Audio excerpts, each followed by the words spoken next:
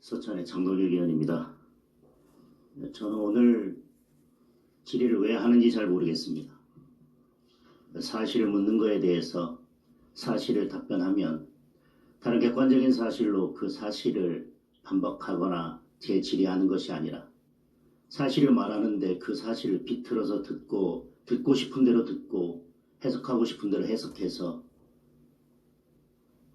다시 국회의원들에게 원하는 답이 나올 때까지 계속해서 추궁하듯이 질의할 것이라면, 그래서 없는 사실을, 맞지 않는 사실을 국민들에게 마치 있는 것처럼 그렇게 하려고 한다면 저는 왜 이 자리가 있는지 잘 모르겠습니다.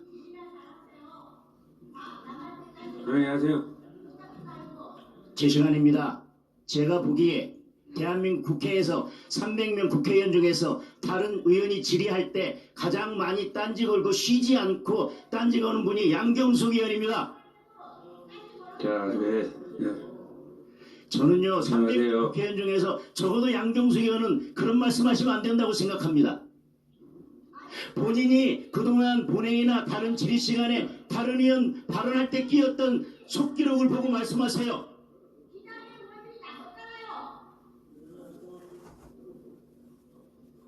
대통령이 개입한 것이 사실이라면 심각한 국기문란이라고 이야기했습니다. 그런데 대통령이 관여한 사실이 없다고 했습니다.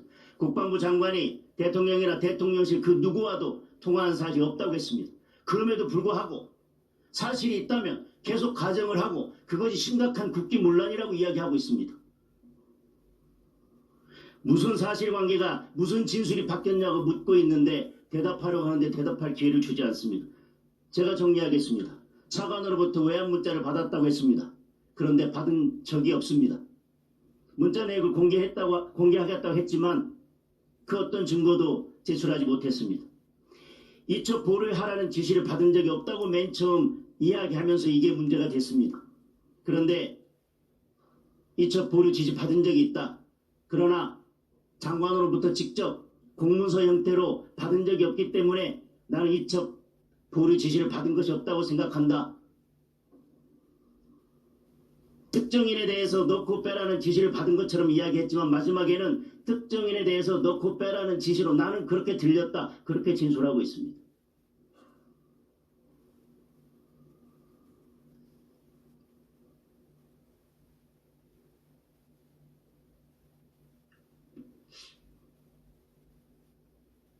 수사가 아니라 수사권이 없다고 이야기하면서 수사권이 없는데 왜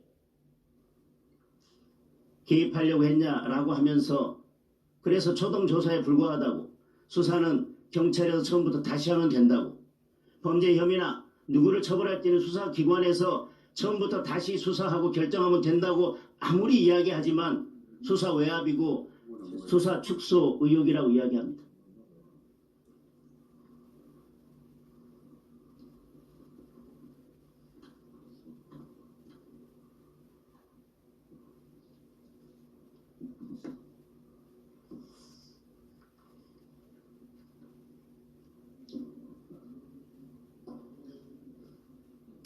수사단장이 영장 기각된 것도 증거인멸 내지 도망 염려가 없다. 방어권을 보장할 필요가 있다라고 했습니다.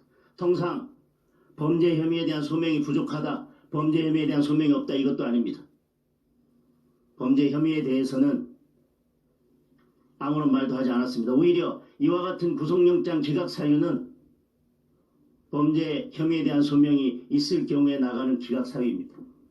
그럼에도 불구하고 마치 이 구속영장 청구가 수사단장에 대해서 항명죄로 재가를 물려서 그 어떤 것도 하지 못하게 하려는 것처럼 이야기하고 있습니다. 그러나 이것이 문제됐을 때는 이미 수사단장은 조사 기록을 이첩한 다음입니다.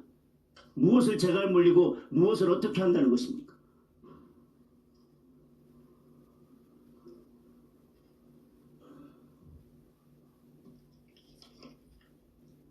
사단장에 대해서 김태호 1차장과의 개인적인 관계를 문제 삼고 있습니다.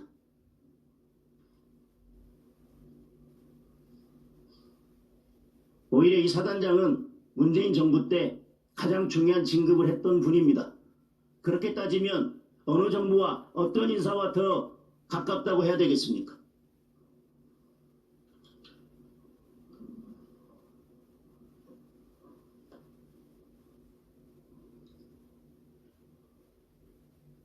대통령실에 어떤 지시를 하고 왜 그런 지시를 했냐고 없는 사실을 가지고 문제 삼고 국방부 장관이 이 수사에 관해서는 전혀 권한이 없는데 왜 결재를 하고 보고받고 이첩 보류 지시를 했냐고 이야기하면서 왜 그렇게 중요한 사안에 대해서 대통령에게 보고하지 않았냐고 또 문제 삼고 있습니다.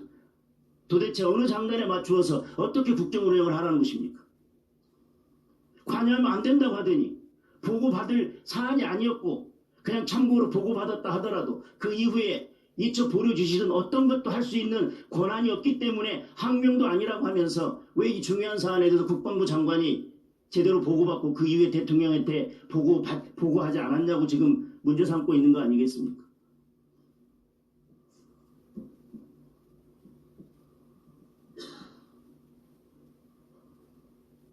아무리 사실을 이야기해도 들을 마음도 없고 들으려 하지도 않고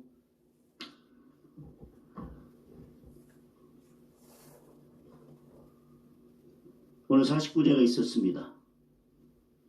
우리 교사의 안타까운 죽음에 대해서도 야당의 한 의원이 여기에 올라와서 그런 말씀을 하셨습니다. 왜 윤석열 정부에 들어서서 이렇게 안타까운 일이 계속 일어나는지 모르겠다. 교권이 추락하고 교사의 권위가 무너지고 학교 현장이 이와 같이 된 것은 윤석열 정부 들어서도 된 일도 아니고 어제 오늘 된 일도 아니고 그동안 오랫동안 쌓여왔던 그 문제들이 지금 드러나고 있는 것입니다. 그거에 대해서 모든 책임이 마치 윤석열 정부에 있는 것처럼 점잖게 인사말씀하는 것처럼 하면서 왜 이렇게 안타까운 일들이 윤석열 정부에 들어서서 일어나고 있냐고 말하는 것은 너무나 무책임하다고 생각합니다.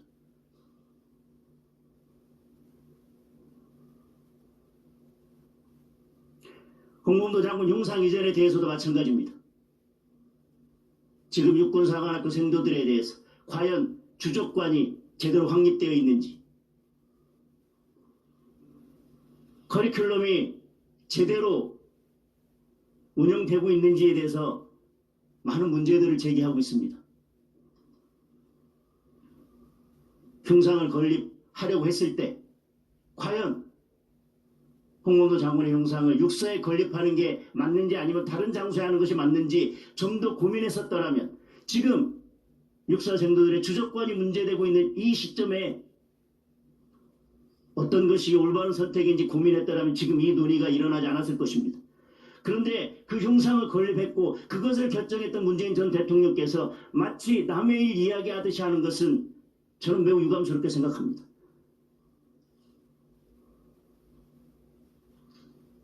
독립운동의 성과에 대해서는 그 업적에 대해서는 폄훼하거나 지우려 하거나 조금도 깎아내리려 하지 않는다고 몇 번을 거듭 말해도 여기 와서 계속해서 문제 제기하는 것은 독립운동에 대한 이야기만 계속 제기하고 있습니다. 그거 아니라고 몇 번을 이야기해도 듣고 싶은 대로 듣고 말하고 싶은 것만 말하고 있습니다.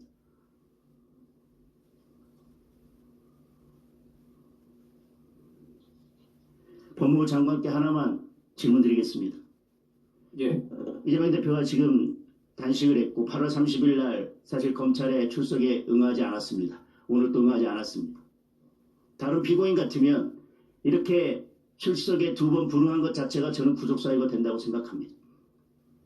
피의자를 소환해서 조사하는 것은 사실관계를 확인할 필요도 있겠지만 다른 증거에 의해서 충분히 범죄 혐의가 소명된다고 하더라도 피의자에게 방어권을 보장하기 위한 것입니다.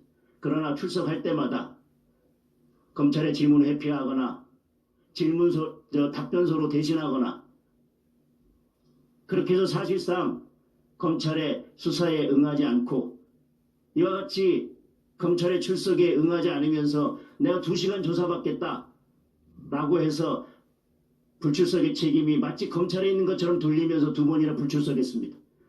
다른 피의자 같았으면 이 자체로 구속사유가 됐을 것입니다. 그리고 이와 같은 경우에 피의자 조사 없이 구속영장을 청구한 예도 저는 충분히 많이 있다고 생각합니다.